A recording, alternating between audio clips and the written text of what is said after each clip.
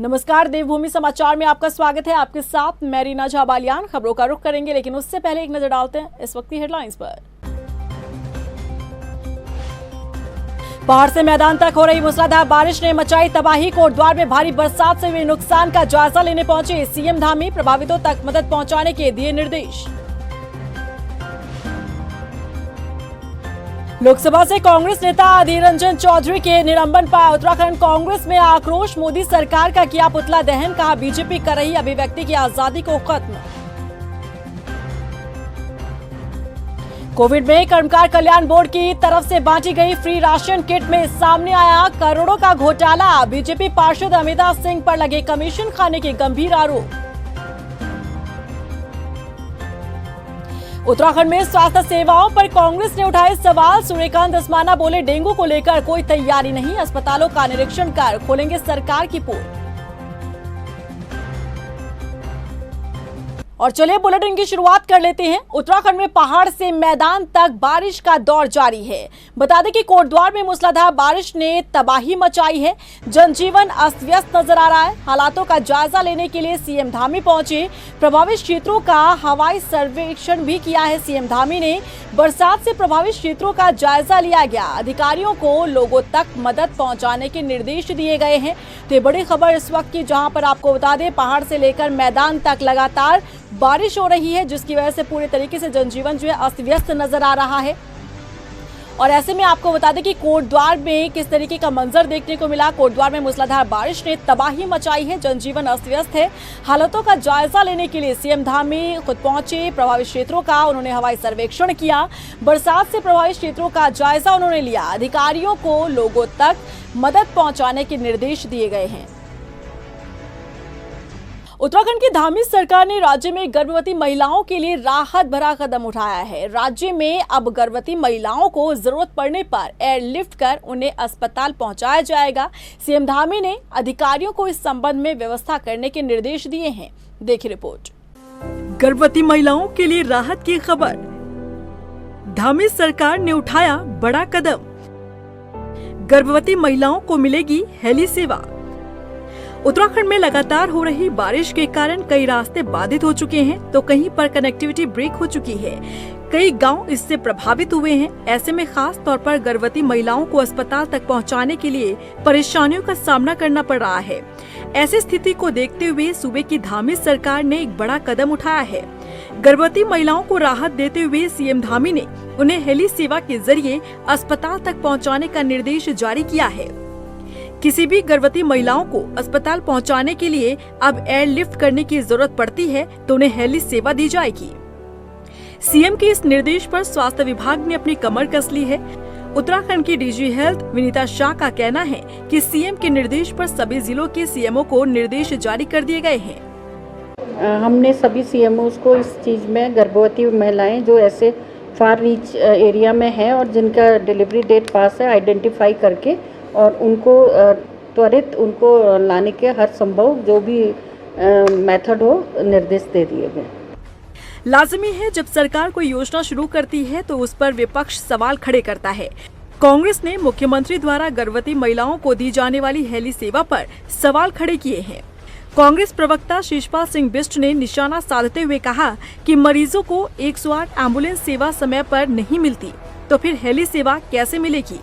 वहीं बीजेपी का कहना है कि कांग्रेस को सिर्फ और सिर्फ राजनीति नजर आती है। प्रदेश के मुख्यमंत्री कह रहे हैं कि गर्भवती महिलाओं को अब जो है एयरलिफ्ट किया जाएगा। 108 तो समय पर नहीं पहुंचती।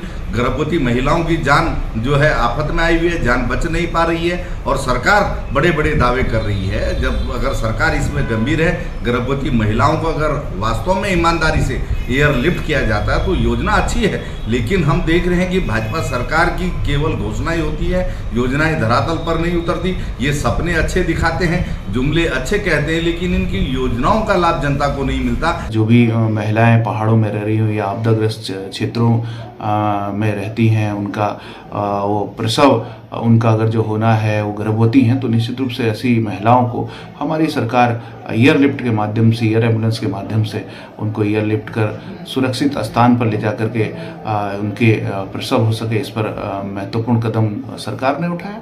और कांग्रेस इस प्रकार की बातें करती रहती है, अनगल बयानबाजी, अनगल आरोप लगाना कांग्रेस का काम है। कांग्रेस के इस प्रकार के विचारों से ये साफ हो जाता है कि कांग्रेस को किसी भी तरीके से, किसी भी मुद्दे पर केवल राजनीति करनी है। उनको राजनीति करने के अलावा कोई काम नहीं है।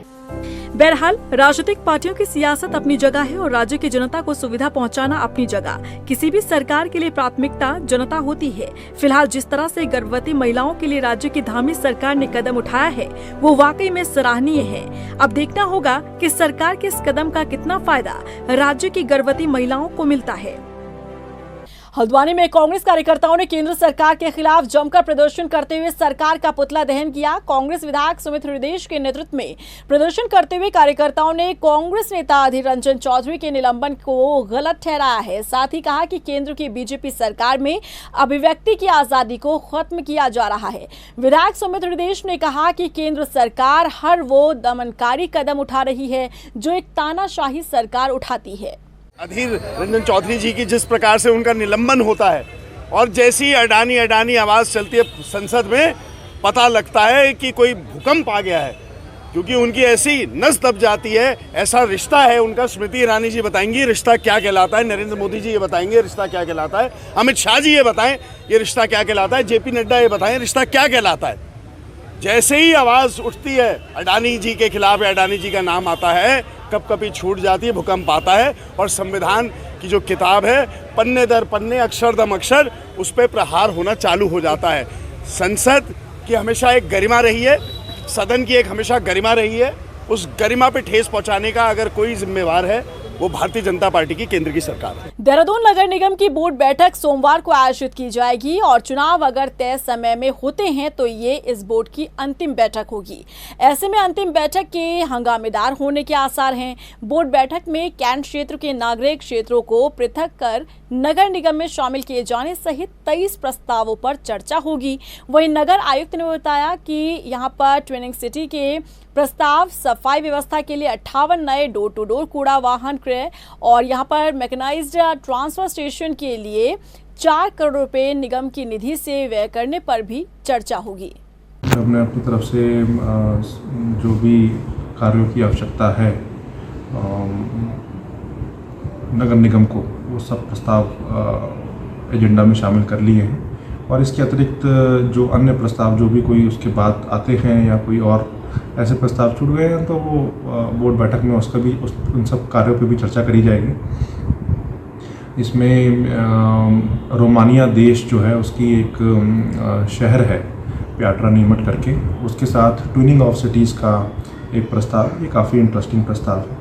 नैनीताल हाईकोर्ट के निर्देश पर सड़क किनारे से अतिक्रमण तोड़ने के निर्देश दिए गए हैं, जिसके बाद पीडब्ल्यूडी द्वारा रानीबाग से भीमताल और नैनीताल रोड पर सड़क किनारे बने 250 से अधिक मकान और दुकानों को चिन्हित कर नोटिस भेजा गया है।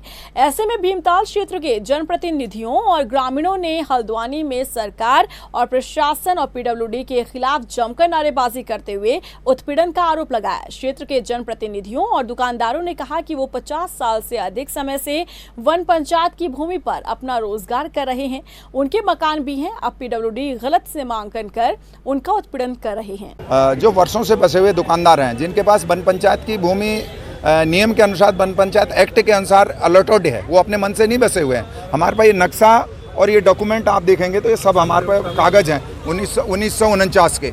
तो हमारा ये कहना है कि सरकार को इस पर पुनर्विचार याचिका, एक तो हाईकोर्ट में तुरंत हमारा भी पक्ष जाना चाहिए कि हमारे साथ क्या दिक्कत है, नंबर एक बात। नंबर दूसरी बात, जो पतलोट जहाँ कोई ग्राम पंचायत अधिकारी नहीं जाता, जहाँ पटवारी नहीं जाता है, वहाँ अतिक्रमण नाम से वहाँ के लोगों के अंदर भय पैदा किया जा रहा है बगैर ज़मीन का नोटिफिकेशन किए। ये ज़मीन किसकी है ये नहीं पता, लेकिन लोग नाल निशान लगा दे रहे हैं और कल को कह देंगे फिर हमने ये रुकवा दिया आपसे। तो ये गलत है।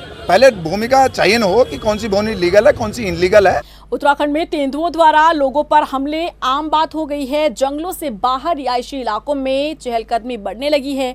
इसी बीच आपको ये जानकर हैरानी होगी कि आज भी 80 तेंदुए ऐसे हैं जिनका कोई रिकॉर्ड नहीं है, यानी कि ये लापता हैं। आखिर ये कहाँ गए? ऐसे में ना तो इनको ट्रेस किया जा सकता है और ना ही निगरानी रखी जा सकती है, और यही वजह है कि इनसे लोगों को भी खतरा बना हुआ है। देखिए रिपोर्ट। उत्तराखंड में तेंदुए का खौफ, 80 तेंदुओं का नहीं कोई रिकॉर्ड। आखिर कहां है 80 तेंदुए? उत्तराखंड में आए दिन तेंदुए के हमले से लोगों के मारे जाने या घायल होने की खबरें सामने आती हैं। कई बार तेंदुओं के डर से लोग घर में कैद होने को मजबूर हो जाते हैं। आंकड़े भी इस बात की गवाही देते हैं कि तेंदुओं की संख्या और उनका मानव बस्तियों की तरफ बढ़ना इंसानों के लिए खतरा बन गया है। इसी कारण समय समय पर इंसानों के लिए खतरा बने ऐसे तेंदुए को पकड़ने या उन्हें जान से मारने के आदेश दिए जाते हैं। उत्तराखंड में ऐसे 80 तेंदुए आज भी जंगलों और इंसानी बस्तियों में घूम रहे हैं, जिन्हें वन विभाग ने इंसानों के लिए खतरा घोषित किया था। लेकिन अधिकतर तेंदुओं को ना तो मारा गया और ना ही उन्हें पिंजरे में कैद किया जा सका है। ऐसे में सवाल है कि आखिर ये 80 तेंदुए कहाँ हैं? कई गुलजारों को पकड़ा भी गया है। हमेशा मारने का जो विकल्प है वो अंतिम विकल्प होता है, तो अनेक अवसरों पर गुलजारों को पकड़ा भी गया है, उनको रेस्क्यू सेंटर में रखा भी गया है। और अंततः हमारा यह प्रयास होता है कि इस प्रकार की घटनाओं की पुनरावृत्ति न हो, और मुझे लगता है कि इसमें काफ़ी हद तक हम कामयाब रहे हैं। हमारी जो सोच है और हमारा जो प्रयास है कि वो जन सहभागिता से ऐसी परिस्थितियाँ उत्पन्न हो जिससे कि आदमी और गुलजार के बीच में संघर्ष की परिस्थितियाँ कम से कम उत्पन्न हो, और इसमें हम सबको मिलकर काम।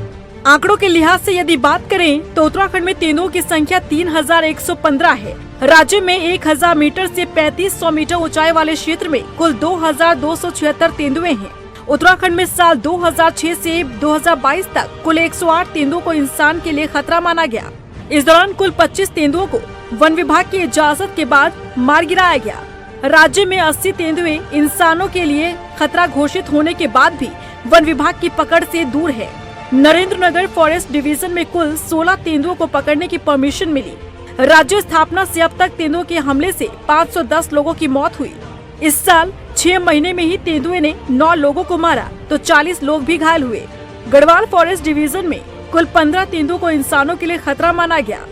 उत्तराखंड वन विभाग के चीफ वाइल्ड लाइफ वार्डन का कहना है कि समय समय पर परिस्थितियों के लिहाज से तेंदुए का खतरा होने से आदेश दिए जाते हैं। तेंदुओं को मारने का अंतिम विकल्प होता है। कोशिश की जाती है कि मानव वन्यजीव संघर्ष की स्थिति न बने, और ऐसे कई मौके आए जब तेंदुओं को पकड़ा भी गया और रेस्क्यू सेंटर भी भेजा गया। लेकिन सवाल अब भी बरकरार है कि आखिर 80 तेंदुए कहाँ हैं, और समय रहते वन विभाग को इनकी जानकारी जुटानी होगी, नहीं तो कभी भी किसी को अपना ये शिकार बना सकते हैं। राज्य के स्वास्थ्य विभाग को लेकर कांग्रेस ने सरकार पर सवाल खड़े किए हैं। कांग्रेस के वरिष्ठ नेता सूर्यकांत धस्माना ने डेंगू को लेकर सरकार की तैयारियों पर सवाल खड़े किए। इतना ही नहीं, सूर्यकांत धस्माना ने कहा कि वो खुद जाकर अस्पतालों में निरीक्षण करेंगे और सरकार की पोल खोलेंगे। उन्होंने सरकार और स्वास्थ्य मंत्री को चेतावनी भी दी है। आई फ्लू पूरे देहरादून के अंदर इस समय ये बीमारी व्यापक पैमाने पे फैली हुई है, और ये पोस्ट कोरोना है तो इसे कोरोना कंजक्टिवाइटिस कह रहे हैं, क्योंकि कोविड से भी इसका कहीं ना कहीं संबंध है इस कंजक्टिवाइटिस का। लेकिन स्वास्थ्य का जो विभाग है, बेड नहीं है अस्पतालों में, ये कहीं समाचार दिखाई नहीं पड़ रहा है। और मुझे लगता है जब तक मैं खुद मैदान में उतर करके जाऊंगा नहीं, जैसे 16 में गया था, फिर 19 में गया था, फिर कोरोना काल में तो मैं पहला क्वारंटीन बना पूरे उत्तर भारत का, तो वैसे ही अब दोबारा से मैदान में उतरना पड़ेगा, चाहे हमें डेंगू हो चाहे कंजक्टिवाइटिस हो। पूरे देश में मेरी माटी मेरा देश अभियान व्यापक स्तर पर चल रहा है। इसी के तहत दिनेशपुर के कुलाग्राम में तमाम लोगों ने शहीदों को याद कर कार्यक्रम का आयोजन किया। बता दें कि पूरे उत्तराखंड के सभी ग्राम सभा में अमृत वाटिका और शहीद स्मारक बनाए जा रहे हैं, और इस अभियान का उद्देश्य उन बहादुर स्वतंत्रता सेनानी और वीरों का सम्मान करना है जिन्होंने देश के लिए अपना जीवन बलिदान कर दिया। मैं समस्त अपनी विधानसभा क्षेत्र की जनता की तरफ से मोदी जी का धन्यवाद देना चाहता हूं। जिन्होंने युवा पीढ़ी को मेरा माटी मेरा देश इस कार्यक्रम से जोड़ने का काम किया है। इसका मुख्य उद्देश्य है कि जिन नौजवानों ने अपने जीवन का त्याग किया है, घर परिवार रिश्ते नातों का त्याग करके इसे देश के लिए अपनी शहादत दी। प्रधानमंत्री के कार्यक्रम था, ये देश भर में अमृत महोत्सव के रूप में मनाया जा रहा है, जिसमें मेरा माटी मेरा देश। इस प्रोग्राम को जैसे शहीदों का बलिदान हुआ है, इसी का नाम शिलापट में लिखना है और हम दिया का प्रोग्राम करना है और वृक्ष का लगाने का प्रोग्राम करना है। ड्रग्स फ्री देवभूमि अभियान के तहत एसटीएफ को एक बड़ी कामयाबी हाथ लगी है। उत्तराखंड यूपी बॉर्डर से 537 ग्राम अवैध स्मैक के साथ Kumaon anti narcotics task force ने एक नशा तस्कर को गिरफ्तार किया। बरामद की गई स्मैक की कीमत 55 लाख आंकी गई है। बता दें कि अभियुक्त उत्तर प्रदेश के बरेली से स्मैक लाकर उत्तराखंड में बेचा करता था और लगभग 1 साल से स्मैक तस्करी का ये काला धंधा कर रहा था। एसटीएफ ने आरोपी को गिरफ्तार कर मामले की तफ्तीश करनी शुरू कर दी है। देखिए, माननीय मुख्यमंत्री जी द्वारा ड्रग्स फ्री देवभूमि अभियान चलाया जा रहा है, जिसमें लगातार जो हमारी एएनटीएफ की टीम है वो जो नशे के बड़े सप्लायर्स हैं उनके विरुद्ध कार्रवाई करने में लगी हुई है और उसी क्रम में हमारे को एक बड़ी सफलता हासिल हुई है, जिसमें कि एएनटीएफ कुमाऊं की टीम के द्वारा उत्तराखंड और यूपी के बॉर्डर से एक बड़े ड्रग तस्कर को पकड़ा है और जिसके कब्जे से 537 ग्राम स्मैक बरामद हुई है और जिसकी कीमत लगभग 55 लाख रुपए है। रुड़की की गंगनहर कोतवाली क्षेत्र के कृष्णा नगर में अचानक ही हाई टेंशन तार टूटकर गिर गया और इसकी चपेट में आने से 2 मवेशियों की मौत हो गई। वहीं हाई टेंशन लाइन के टूटने से कई घरों में भी लाखों के बिजली के सामान जल गए। पीड़ित परिवारों ने बिजली विभाग से मुआवजे की मांग की है।